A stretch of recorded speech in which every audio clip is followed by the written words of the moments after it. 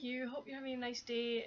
It's always the way. Why is it always the way when you start doing a video, the phone goes? But never mind, never mind.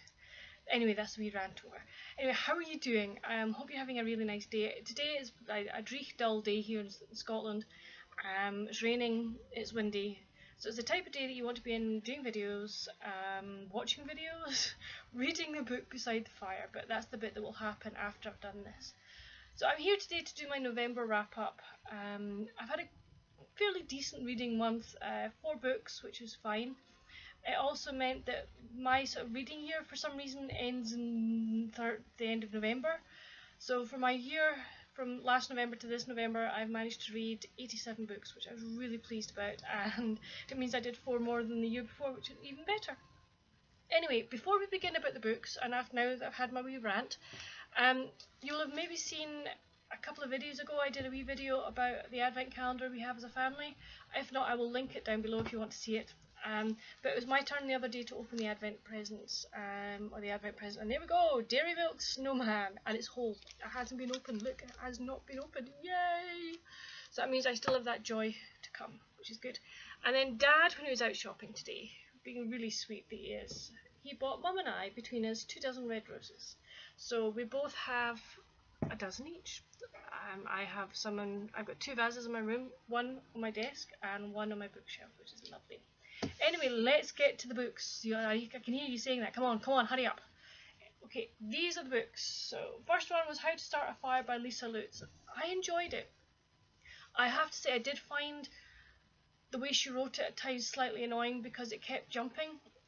You would have 1 year and 1 chapter, then she'd jump to another year, and it just kept going back and forward. And by the end of the book, I was like, oh, come on. But I could actually understand why she did it. It was to sort of show you what happened in those intervening years and why it was having a knock-on effect into modern day. It was a really good book. It's about 3 women who meet at college, and they end up sharing a house, I think, in the final year, and something happens. So there's an incident, and this incident ricochets throughout the rest of their lives and has, for one woman, a really bad effect on her mental health. And she blames herself, and you're wondering, well, why are you blaming yourself? Was it really you, or did something else happen? And it's basically the story evolves as you read through it as to what happened and why it happened, etc. So a really, really good book about what friendship is and how friendships can go through periods of ups and downs and things like that. So yeah, very much a book I would say to you, yes, a good book to read. So that was the first one. Then I read, here's the tome, look at it. I read Living History by Hillary Rodham Clinton, and I loved it. I thought it was a fantastic book. I enjoyed her telling of how her life was during the time in the White House. I can understand why she got frustrated with certain things. I can understand why she wants to go into politics to try and help the situation, and I have to say I really hope her presidential run is successful. I think she should make a brilliant first female president. But that's my opinion. I know there'll be a lot of people who are going, whoa, how can you say that? How can you say that? But from what I've read and what I've seen of her on TV, she seems a really nice person who would do a very, very good job and has the sort of, what do I want to say about this? She wants everybody to have as much as they can have.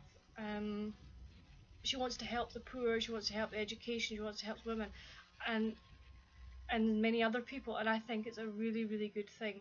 So yes, I thoroughly enjoyed that book, and if anybody is interested in kind of American politics or even in what life is like for somebody living in the White House as the First Lady, then this is a really good book to start with.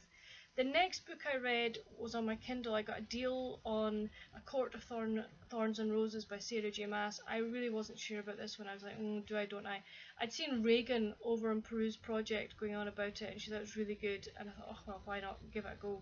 And I am so glad I did. It is brilliant. It's a retelling of Beauty and the Beast, and this lady or girl shoots a fairy without really knowing she shot a fairy. And she ends up having to do penance in the magical kingdom, and she's lucky that she falls in with this really nice guy who goes out of his way to try and help her, and she wants to try and help him, but it ends up that she is given back to her family, and he is kidnapped or taken by this nasty fairy, along with the rest of his court. But the girl goes back to the fairy kingdom and ends up having to do tasks to free them, if she can. I'm not going to tell you how it ends, but it is a beautiful, beautiful story, really well written. The characters are fantastic, and I would really, really recommend it. I cannot wait till the 3rd of May. That's going to be, it's coming out in the 3rd. The next one's coming out in the 3rd of May, and I'm like, yes, I so want to read that book. And the last book that I read this month, was Jasper Fford's The Air Affair. I enjoyed it. I have to say I did enjoy it. I quite like the idea of time travel. I like the fact that part of it was set in Jane Eyre, which is my favourite book, or one of my favourite books anyway. I like the interaction between our main character and Mr. Rochester. I found them quite funny. And what the story is about is there's an alternative 1980, I think it's 85, I can't remember. And in this alternate 1985, there's a lot more of time travel. There's a lot of it, it's more fantasy, so that was good, and I really, really enjoyed it. The main baddie is stealing manuscripts to original manuscripts so that he can kidnap various characters in order to hold them to ransom, and he ends up stealing or kidnapping Jane Eyre, and our detective-y lady ends up having to go into the book Jane Eyre to try and work out how they can get her back. And I just really, really enjoyed it. It was a fun read, and if you like that sort of thing, yeah, then go for it. Anyway, that's all for this video. I hope you've enjoyed it. Please let me know down below. She is trying to move her finger. I will get used to this camera at some point, honestly. Let me know down below what books that you've read this month and what books that you enjoyed.